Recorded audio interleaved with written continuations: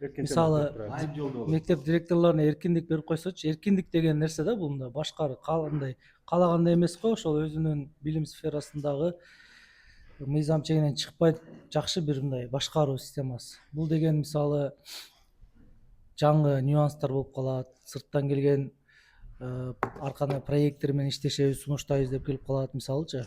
Ошолорду да сразу моментально чече билүү деген нерсе да булчу. Чечкиндүү нерсе. Азыр ал нерсе андай нерсе болбой атпайбы? Мисалы бир сунуштар келсе, сүйлөшүп көрейин коллегам менен же районодон, горнодон, министрден деп ошентип кете берет да жогору карапчы. Бул жогорудан неме келгичейин, уруксат келгичейин канча убакыт өтүп кетет. Мурдагы сынакта 60 балл, 60% менен бирок окуу бөлүм башчылары гана катыша алат деген, 2 жылдан кем эмес иштеген окуу бөлүм башчылары гана катыша алат деген эреже бар болчу да. Азыр кийинкисинде андай эреже алынып салынып, ошол мектепте организатор болгондор дагы катыша алат, 2 жылдан кем эмес иштегендер деген талап коюлуп, анан ошол эле учурда неме баллын төмөндөткөн, 50%ке түшүргөн да. 50%, мурда 60% эле. 100дөн 60% алса анан өтөт болчу. Анан бирок мурдагыларында жанагы сыноо мүнөтүндө өткөндөн кийин 6 ай сыноо мүнөтү жок эле да. Азыр эми жаңы талап боюнча директорлук өткөндөн кийин мектепке сыноо мүнөтү менен барат. Эгерде 6 айда директор результат көрсөтө албаса, анда гана алып салганга неменин баягы зав районунун укугу бар да. Азыр дагы. Бирок азыр бул жерде бул талаш маселе, себеби билим берүү мыйзамында, эмгек кодексинде бул баягы неме деген жер бар. Мындай конкурстан утуп келген жеңүүчү ал сыноо мүнөтү менен барбайт. Ал уже жеңүүчү, ал ошол жерде калыш керек деген неме бар да. Ошол талаш бар, ошо 5 жылга калыш керек деген. Ошо мындай бири бирине карама каршылуу жерлер бар да. Ушуну неме кылып атышат, карап атышат. Анан мына азыр агайдын айтканында деле жан бар, бирок деген маселе бар да. Мисалы үчүн биринчи директорлукка конкурс жарыяланганда 7 жылдык стажы бар баардык мугалим катыша алат деген коюп, баардыгы койгон да.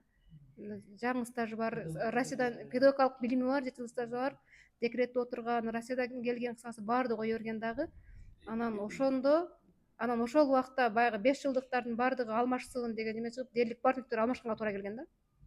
Алмашканда ошол убакта өтө тажрыйбасы жок, стажы жок, айрыкча баягы компьютерди жакшы билгендер гана директор болуп неме болуп калган да. Себеби баягы тесттик суроолордо ошодон көп келген. Информатикадан көп немелер келген дагы, компьютерди ким тере алса, ошол жакта ким баса, мисалы үчүн айыл жерлеринде будан мындай неме аксайт да, көпчүлүк аксакал мугалимдер. Аябай педагогикалык билими күчтүү, бирок компьютердин эмесин билбейт. Санарип сабаттуулугу аз да. Ошондо жалаң жаштар өтүп кеткен, мындай өткөн дагы директор болуп туруп. Бирок алар аябай кыйналды. Аябай өтө көп кыйналышты да. Коллективди алып кетиш, анан бизде кыргыздарда бир мындай неме бар экен. Өзүнөн жаш жетекчи келсе, анча кабыл алгысы келбейт экен да, ушуга баш ийип каламбы дегендей кылчу. Бизде ушундай неме пайда болуп калыптыр.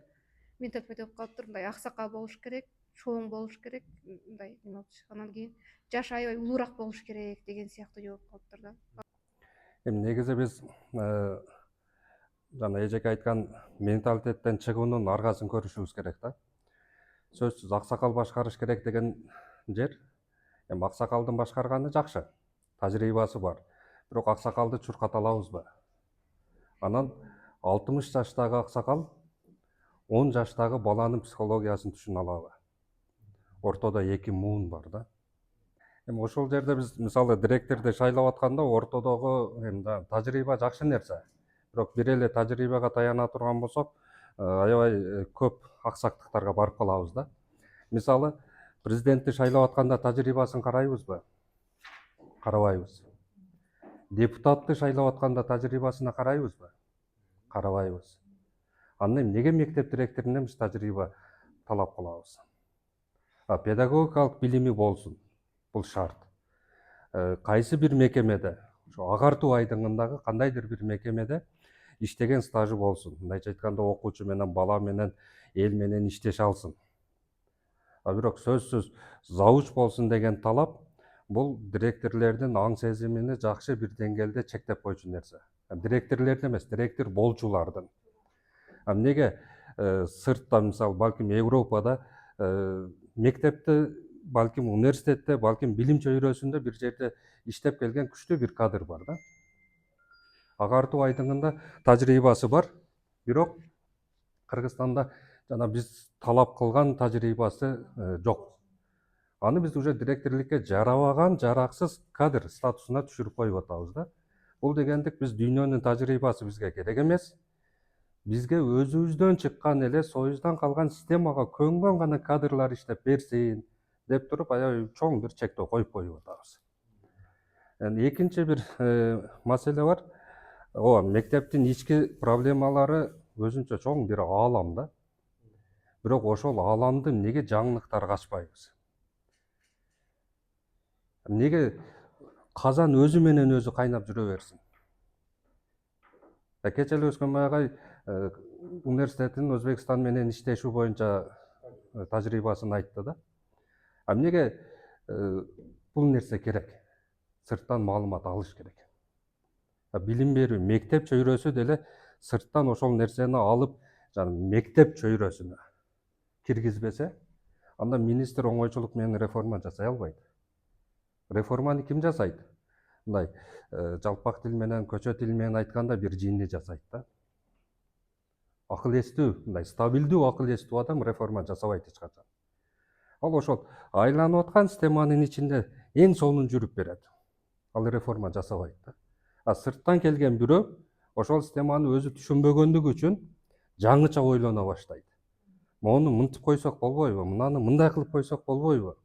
Анан ал жерде 20-30 жылдан бери иштегендер анан каршы пикирин айта баштайт да. Жок, бул мындай. Анан жаңыча пикирлер чыгат. Муну биздин бир жаш министрден көрдүк да. Мектепте бир күн иштеген эмес, бир жаш эле бир жигит министр болуп келди дагы, канчалаган реформалардын башатын баштап койду. Кыска эле бир убакыттын ичинде. Эгер ошол бул мектепте иштеген эмес, бул билим берүү чөйрөсүндө расмий Кыргызстанда стажы жок, тажрыйбасы жокко таяксак, анда ал кишини министрликке жакындатпашыбыз керек болчу. Канчалаган жакшы ушул эле директорлук системасы 5 жылда бир алмашсын деген реформаны киргизип кетти. Башында жакшы жаман бул барып түзөлөт. Балким 3 жолу, балким 5 жолу сынактар болгондон кийин бул өзүнүн жолуга түшүп калат. Бирок ушундай бир жаңыча бир нерселерди жасай турган директорлорду мектеп чөйрөсүнө тартып келүүнүн амалын көрүшүбүз керек да. Коркпошубуз керек. Президентте же болбосо ошондой чоң макамдарды шайлап атканда тажрыйба талап кылбагандан кийин мектептин директоруна дагы анчалык эле көп чектөөлөрдү кое бербешибиз керек да.